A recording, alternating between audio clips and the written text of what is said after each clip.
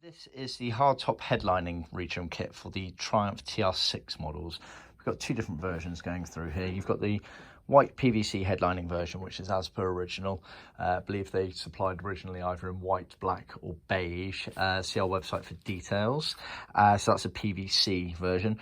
Or we've got here the Woolcloth version, which is completely non-original for the Triumph models. This was a material originally used in Jaguar E-types or Mark IIs.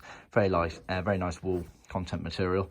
So this is going out to a customer in Australia, and the white one is going to a UK-based customer. So just to go over how it is, it's pre-sewn, as you can see.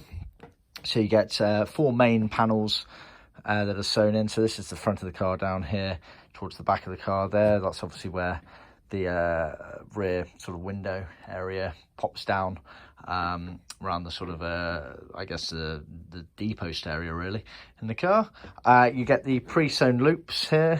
This is for the rods that go across, made out of a scrum calico material. You also then get loose material there for re-trimming the kind of rear shelf area directly next to the rear screen area. So that's the kit basically. Yeah, see our website for prices and details on the materials available.